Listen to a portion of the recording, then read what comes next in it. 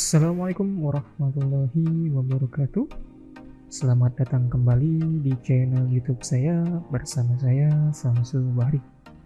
Pada video kali ini kita masih berada di playlist atau membahas tentang pemrograman Android menggunakan Xamarin Foam. Dan tema yang saya akan bawakan kali ini adalah tentang bagaimana di Xamarin Foam ini kita meretrieve sebuah data yang ada di database. Database yang saya akan gunakan adalah MySQL menggunakan paket dari XAMPP Control Panel. Jadi apa itu retrieve?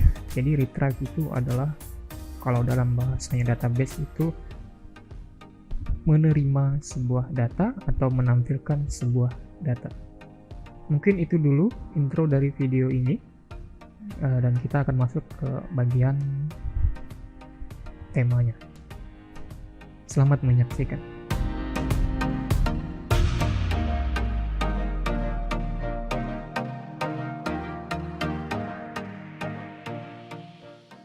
Oke, pada sesi pertama ini saya akan melakukan review dulu untuk database kita. Jadi database yang saya akan gunakan adalah latihan, kemudian tabelnya adalah pengguna. Oke, jadi strukturnya seperti ini. ID, di sini saya menggunakan integer, kemudian sebagai primary dan ekstranya auto increment. Kemudian ada email, varchar, ada nama, varchar, kemudian ada password, varchar. Seperti itu saja. Kemudian saya coba untuk melakukan penambahan data secara manual di tabel ini sebanyak 2 data. Di sesi kedua ini kita akan coba mereview lagi, siapa tahu ada yang belum memahami. Kita butuh sebuah dependencies atau package atau paket yang kita gunakan untuk mengkoneksikan antara pemrograman aplikasi kita ini dengan database-nya. Saya gunakan MySQL connector untuk menghubungkannya. Pastikan di sini sudah ada. Kemudian setelah itu di project ini pastikan resource-nya sudah terbentuk dan saya punya variabel dbcon, kemudian value-nya ini adalah sebuah connection string. Jadi teman-teman bisa mencari di video saya bagaimana caranya menambahkan nugget dan membuat connection string pada Xamarin Foam. Kemudian di sesi ketiga ini ya, kita akan mencoba untuk membuat halaman baru atau content page baru. Kita langsung saja di sini ya, buatnya klik kanan, kemudian Anda pilih add, kemudian Anda pilih new item. Oke, kemudian pilih Xamarin Foam, kemudian pilih content page seperti ini. Kemudian penamaannya boleh Anda perbarui ataupun Anda isikan sesuai dengan keinginan kalian. Yang jelas tidak boleh sama dengan apa yang sudah ada di Solution Explorer ini. Saya akan memberikan nama itu mungkin view pengguna. .xaml. Oke. Kemudian saya add. Maka sudah terbentuklah sebuah content page yang saya barusan tambahkan tadi. Nah, sampai di sini biasakan teman-teman harus mencoba untuk merunning page yang masih dasar sekali ini ya. Untuk memastikan proyek kita itu tidak bermasalah. Saya langsung saja rubah di sini startupnya di sini, saya ganti dia dengan page yang saya baru beri nama tadi, view pengguna. Kemudian seperti ini. Kemudian kita bisa pilih emulator kita atau device kita yang akan kita gunakan untuk melakukan debugging. Kita start. Nah, di sini sudah muncul ya tanpa ada suatu error atau masalah. Kita langsung stop saja. Kemudian teman-teman bisa kembali di Solution Explorer masuk di view pengguna FAML. Kita set dulu atau atur dulu front end-nya halaman ini. Ya.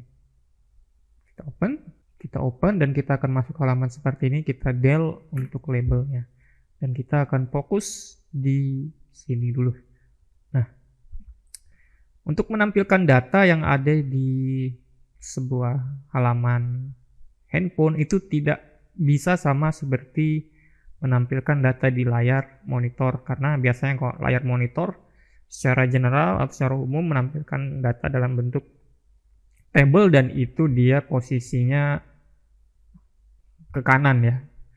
Nah, itu tidak relevan karena kalau ke kanan terus layar sebuah handphone itu terbatas, maka biasanya sebuah halaman itu dia lebih menonjol ke bawah. Nah, maka kita akan tidak pakai porsi atau teknik-teknik yang menggunakan teknik table dan kita akan menggunakan teknik kostum yang kita sesuaikan dengan perangkat mobile ini. Yang pertama kita butuh yang namanya stack layout, tidak apa-apa. Kemudian kita butuh yang namanya list view, teman-teman ya. Di sini ada nggak list view? Maka kita harus ketik sendiri di sini list view seperti ini. Nah, setelah itu di sini ada lanjutannya. Yang pertama kita wajib memberikan nama next name. Di sini misalkan data list view pengguna. Oke. Kemudian di sini ada properti lagi has unfound rows. Ya, jadi kita pilih ini true seperti ini. Kemudian di dalam list view ini kita tambahkan yang namanya item template. Ya, jadi kita custom sendiri bagaimana caranya. Tinggal diketikkan list view titik item template seperti ini. Maka kalau kalian belum lanjutkan akan seperti garis-garis hijau ini ya. Dan kita harus sesuaikan di sini. Nah, maka kita ketikkan di sini data template seperti ini. Nah, disinilah kita bisa melakukan pengisian sebuah data yang kita ingin tampilkan.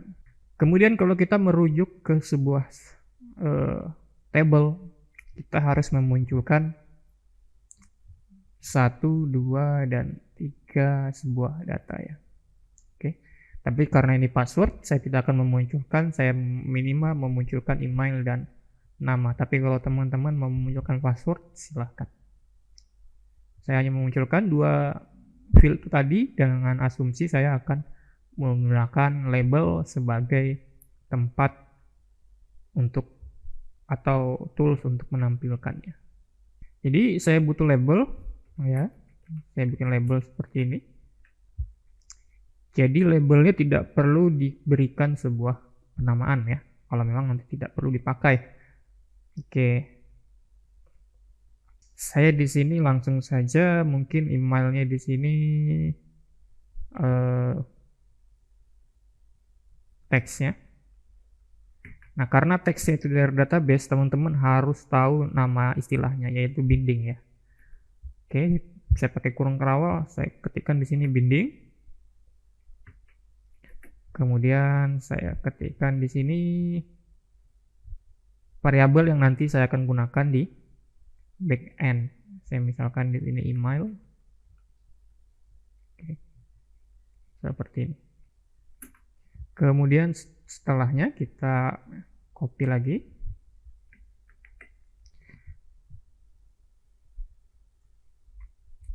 Saya beri nama dia adalah tadi nama ya. Oke. Kenapa ada seperti ini ya? Karena ini harus dilingkup dengan teknik view cell.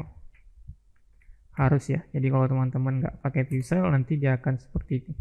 Kecuali dia hanya memunculkan 1 silahkan. Tapi kalau teman-teman memunculkan 2 field, maka teman-teman harus membuat view cell. Dan jangan lupa untuk menambahkan stack layout ya.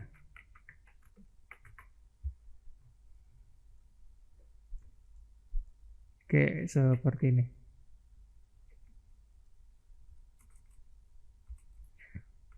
Ya, demikian. Jadi teman-teman harus paham dulu urutan untuk menampilkan sebuah data. Ada list view, kemudian di bawahnya item template, kemudian data template, kemudian view cell, kemudian stack layout.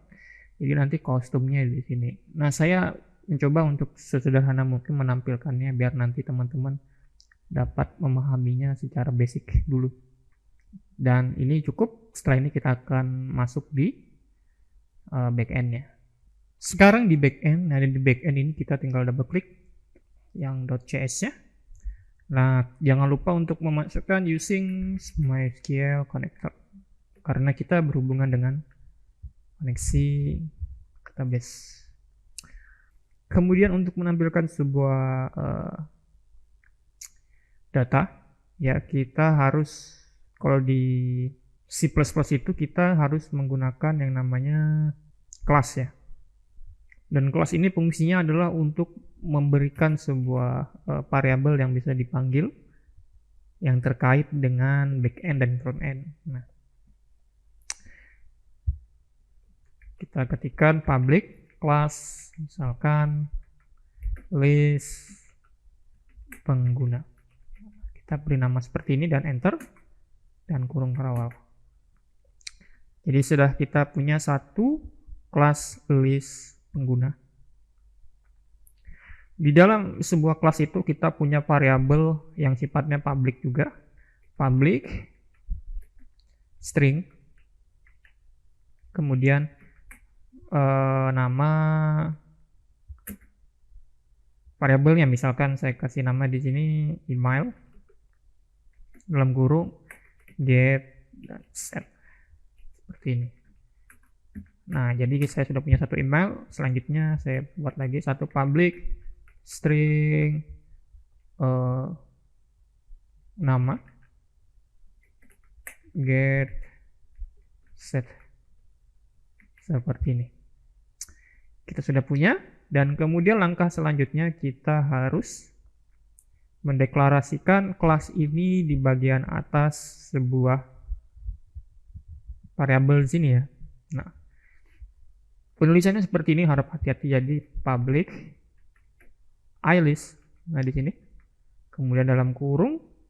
Nah, yang dalam kurung ini dia harus list yang kelas yang kita buat ya. Jadi memang urutannya buat dulu kelasnya, baru buat ilistnya. Ketika yang di sini list pengguna. Oke. Kemudian spasi, nanti diberi nama apa yang dikelompokkan itu. Kita kasih nama list pengguna. Dia ada S-nya terakhir ya. Kemudian get set, seperti ini. Nah, jadi kalau teman-teman punya kelas yang lain, maka harus dibuat juga seperti ini. Selanjutnya kita akan membuat sebuah private void yang nanti kita akan panggil ketika halaman ini di load. Oke, kita masih di sini, kita ketikkan saja public, bukan ya, private void keinginan data list, seperti ini. Mungkin biar lebih lengkap pengguna ya. Oke, biar nggak bingung. Oke. Nah, setelah ini kita harus menggunakan coding untuk memanggil sebuah koneksi ya. Maka kita ketikkan saja var koneksi sama dengan new MySQL connections. Dalam kurung di sini properties titik resource titik dbcon, seperti ini. Kemudian koneksi titik open, kemudian code-nya kita panggil var cmd sama dengan new MySQL comment, seperti ini. Kemudian koneksi,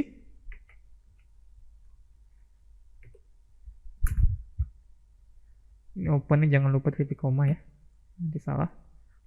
Kemudian var rd sama dengan cmd titik execute reader. Nah, kemudian di sini kita tambahkan list. Nah, kita pilih list penggunas ya, bukan list pengguna tapi list penggunas, sama dengan new list dalam kurung list pengguna, seperti ini. Oke, saya akan selesaikan dulu untuk bagian rangkanya, nanti query-nya kita tambahkan terakhir. Oke, kemudian while, karena kita akan memanggil semua data atau beberapa data, itu wajib pakai while. rd.read seperti ini. Nah, seperti ini. Nah, maka kita akan sudah bisa memanggil datanya. Caranya gimana? List penggunas ya, titik add, kemudian new list pengguna. Ini di enter karena posisinya di bawah nanti kurung kerawalnya seperti ini.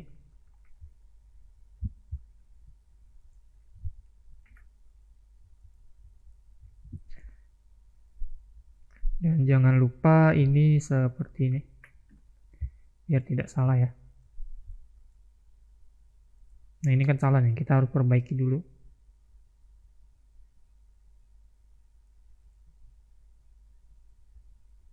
Ntar saya perbaikin.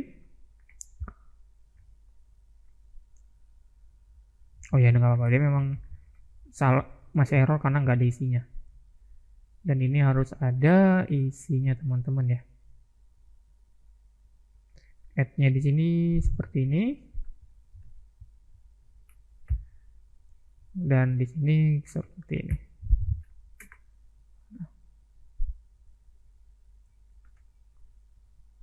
Jadi jangan sampai salah. Oke, kemudian ini yang kita akan pakai untuk menambahkan sebuah public class tadi. Misalkan email sama dengan rd titik get string dalam kurung di sini email, kemudian to string. Untuk data selanjutnya tekan koma atau ketik koma, selanjutnya misalkan nama sama dengan rd titik get string, kemudian nama titik to string.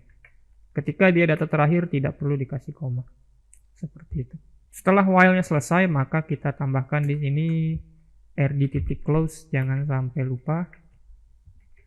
Kemudian langkah terakhir, ketika ini sudah di set, kita harus pindahkan datanya ini ke sebuah list view yang kita gunakan dengan teknik list view pengguna titik source atau item source sama dengan list penggunas titik koma, seperti ini.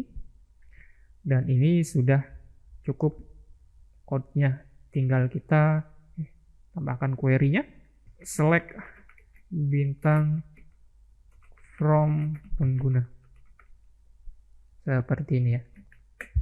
Nah, ini kan sudah selesai, dan bagaimana memanggilnya tinggal kita panggil di sini mungkin ya. Kita ketikkan saja data list pengguna, seperti ini. Oke, kita langsung coba saja dan pastikan handphone Anda atau emulator Anda itu saling terkoneksi ya. Di sini saya gunakan WiFi, jadi harus terkoneksi. Nah, kalau kita lihat ini di sini sudah nyambung ya. Di sini ada user1gmail.com, Bondan. Ini ketika diklik akan seperti ini posisinya nih ya.